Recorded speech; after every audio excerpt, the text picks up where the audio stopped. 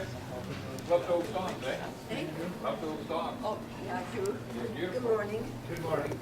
We have cool hands. Good morning. Well, you know, cool It's up. cool out there. Yeah. It is. It's nice to be here. Yes. Good night, G. Take your high. I'm good, thank you. Very good spirits. So cool. I came here in town to put it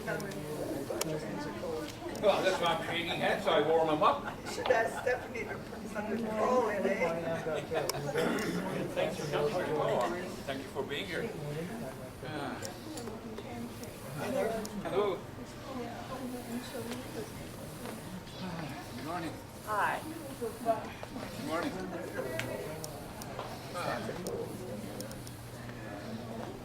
You look comfortable? Good morning. Yeah. Nice to meet you.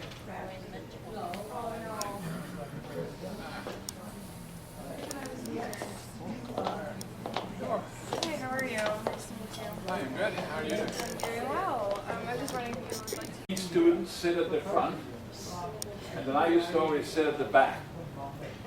So, can everybody hear me? Okay? You need a mic, I think. We can't hear you. You can't hear me? Okay. Is that better?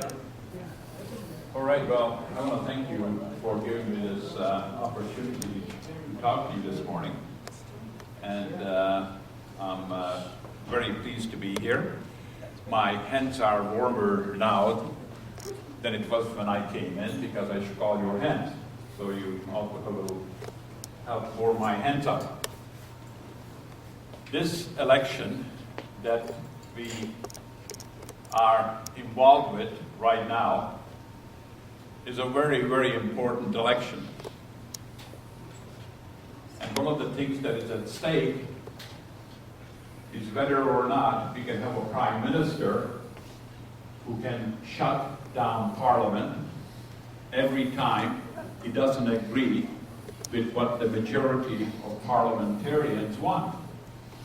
Now, our democracy works by electing members of Parliament. And the Prime Minister is the person who can command the confidence of the House of Commons. So when you elect your member of Parliament, they are, we go to Ottawa to represent you. And it is not up to the Prime Minister that if he disagrees with the majority of the members in Parliament, that he can shut down Parliament. Because that's the people's house. And the thing about the Parliament of Canada, it's very, very interesting, when you're in there, and I'm not sure how many of you have been to Parliament of Canada. Oh my goodness, it's a great trip to make. It really is.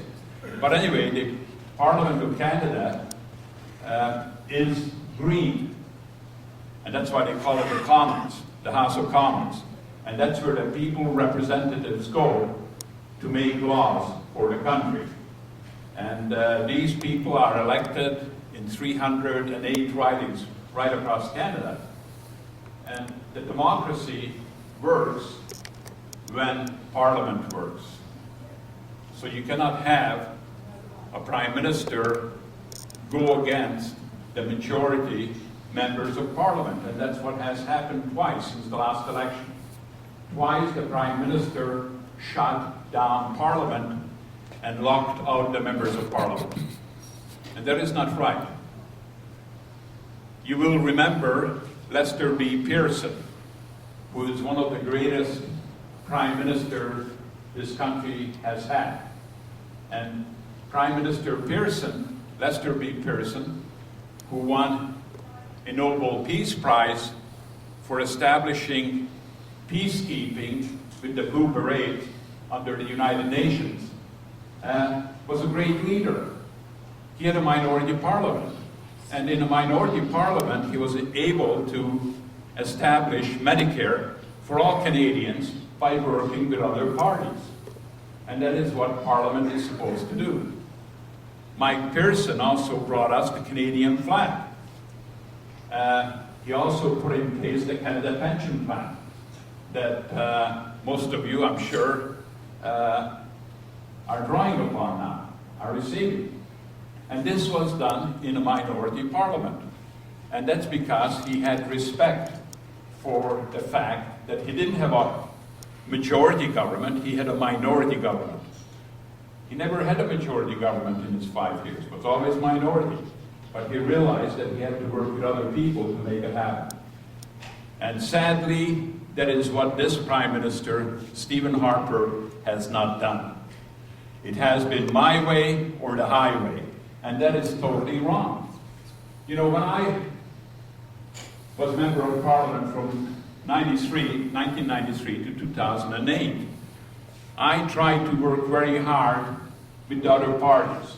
I was the chairman of the Citizenship Immigration Committee, and for us to get things done, we had to work in a cooperative fashion. And I got elected by the members of the Citizenship Immigration Committee from all the parties to be their chair, because I was working in a non-partisan fashion and trying to come to consensus as what would be good for Canada. And that's how Parliament should work. You know, Parliament should not be a place where members of Parliament go and they have to follow the dictates of the party leader. Now, at times, you know, you can't always agree with your party. And there were times when I did not agree with my own party. And when that case arose, I stood up and I voted against my own party. At one point, I resigned as parliamentary secretary to the Minister of Citizenship and Immigration because I believed that the legislation that the government was trying to put through, my own government, was wrong. So what I did was I resigned, I voted against the legislation, and I worked to stop it. And we stopped it at the Senate. But the fact of the matter is, my job primarily is not to be a Liberal member of Parliament. My job primarily is to represent the constituency of Kitchener-Waterloo.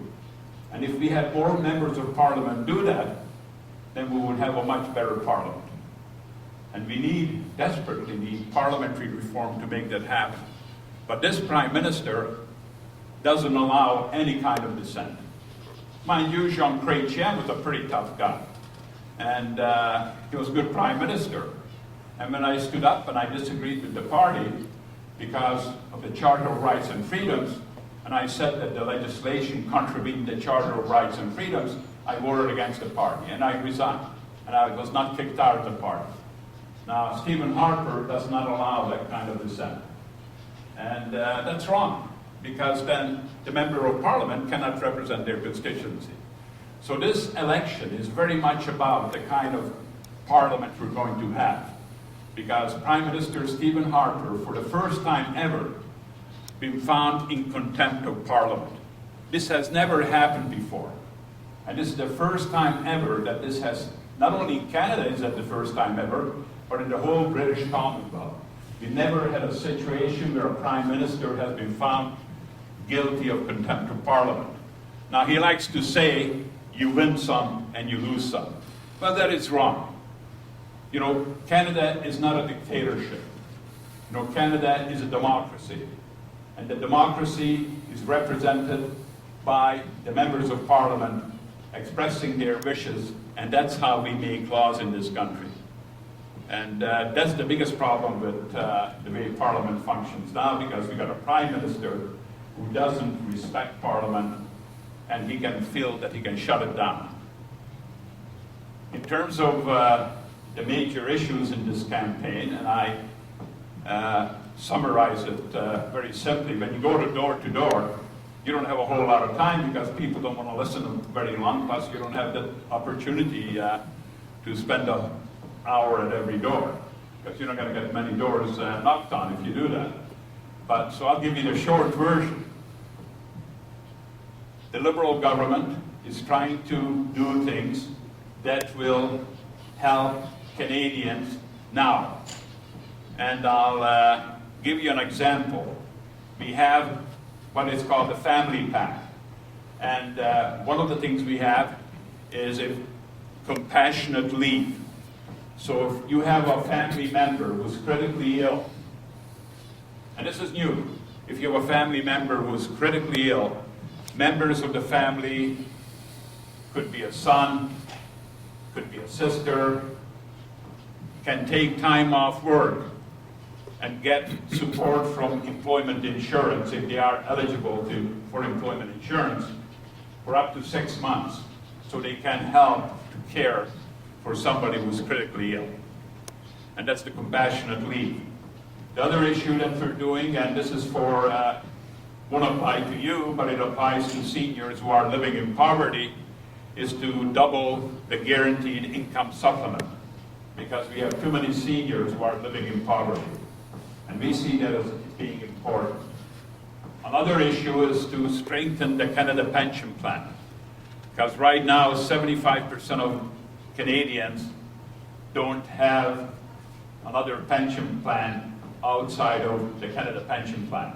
So what we want to do is to strengthen that plan so when people retire, they have income to enjoy their retirement instead of having to worry about getting a job at McDonald's or someplace that pays minimum wage. And we put that in place, then it will improve senior benefits. Another big issue that we're strong on relates to education, training, and retraining. Our economic future as a country, and you will know it because you lived in this community has been transformed. I remember the time and when Labatt's, where we are right now, was a big industry. And a lot of people worked there. We had Seagrams, which employed a lot of people. We had companies like Van Dresser that employed a lot of people, Sonar Hauserman. Well, all those jobs are gone. But instead, we have lots of high-tech jobs in this community. And that all came through education and the investment that governments made in universities and research and development. So that's why we really need the education and the training and the retraining. All the money, if you think about it, 20 years ago, nobody heard of a company called RIP, Research in Motion. It's the biggest high-tech company in Canada. And I remember when Mike Lazaridis, I first met him, he was working with one other person who he used to go to school with. It was the Toad. And now they have 18,000 employees around the world. 9,000 of them work out of Waterloo. And when I talk about research in motion, and I talk about the importance of parliamentarians representing their riding, a couple of years ago, Nortel was being sold off because they're going through bankruptcy. And Research in Motion wanted a fair chance to bid at Nortel assets. Nortel assets were intellectual property that was developed with Canadian taxpayer subsidy over the years. And Research in Motion asked for a fair chance to be able to bid at Nortel assets. And this is a Canadian company. This was Canadian research. This was Canadian funded. And when they didn't get that fair chance, they asked the Conservative government to review it and to see if it was of net benefit to Canada to allow this intellectual property to be sold offshore. And what happened was the Conservative government said, no, we're not going to do that. They allowed sale of Nortel assets to go offshore to a company that competes with RIM. And this is not right. This would not happen in any other country. And this was terrible. And what's even more terrible is the local member of